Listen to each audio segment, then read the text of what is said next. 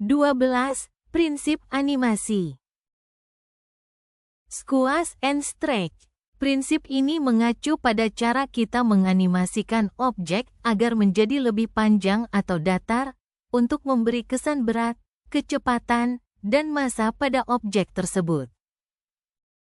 Semakin banyak suatu benda mengalami squash and stretch, maka benda itu akan terlihat semakin lembut. Satu hal yang harus diingat, volume benda harus sama saat terjadi squash and stretch. Ketika objek menjadi panjang, maka menjadi sempit. Atau ketika objek datar, maka menjadi lebih lebar. Anticipation. Prinsip ini digunakan ketika karakter atau objek melakukan suatu tindakan yang memberikan petunjuk kepada penonton tentang apa yang akan terjadi selanjutnya. Pada bagian ini antisipasi dilakukan ketika roti panggang akan keluar. Staging. Prinsip ini mengacu tentang cara menyajikan atau membingkai ide kita, sehingga lebih mudah dipahami penonton. Ada banyak cara kita menyajikan staging pada animasi. Bisa melalui acting, pengaturan setting, arah kamera,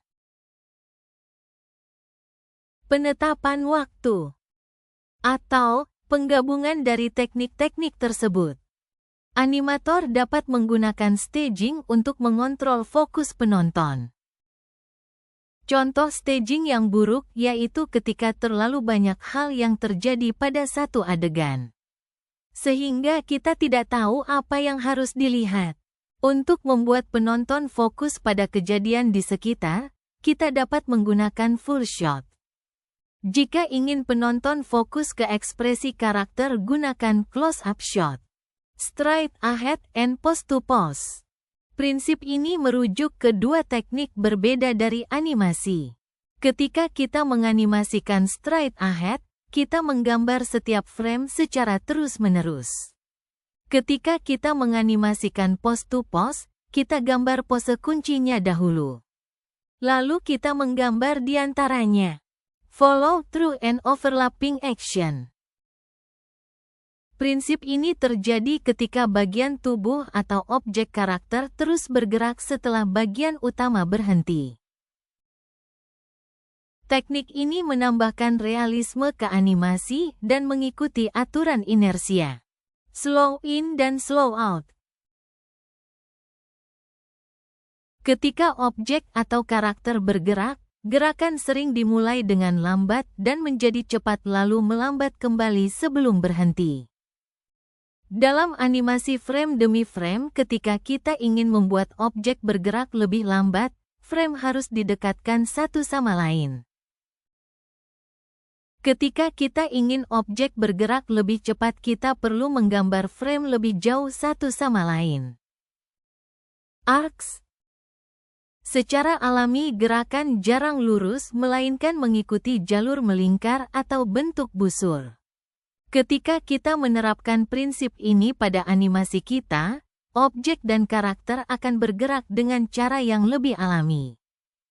Secondary action merupakan animasi yang mendukung aksi utama. Ini menambahkan makna tambahan pada aksi utama ketika animasi terjadi. Timing. Ketika aksi terjadi di animasi, jeda di antara aksi dan kecepatannya adalah bagian dari timing. Ini juga memengaruhi cara kita memandang animasi dan pesan yang kita sampaikan. Dengan menyampaikan prinsip ini memberikan waktu kepada penonton untuk memproses apa yang terjadi dalam animasi. Exaggeration atau dilebih-lebihkan. Ini adalah prinsip yang banyak digunakan dan dapat diterapkan pada pose dan ekspresi reaksi karakter apapun. Exaggeration dapat memberikan dampak besar ke penonton, dan pesan yang ingin kita sampaikan menjadi lebih jelas dan meyakinkan. Solid drawing. Membuat solid drawing berarti mengilustrasikan objek dan karakter yang membuat kita merasa seperti ditempatkan dalam ruang 3 dimensi dan terdapat volume juga berat.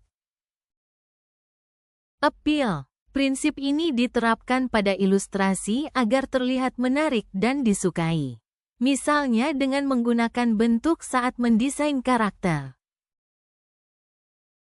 Atau dengan mengubah proporsi karakter.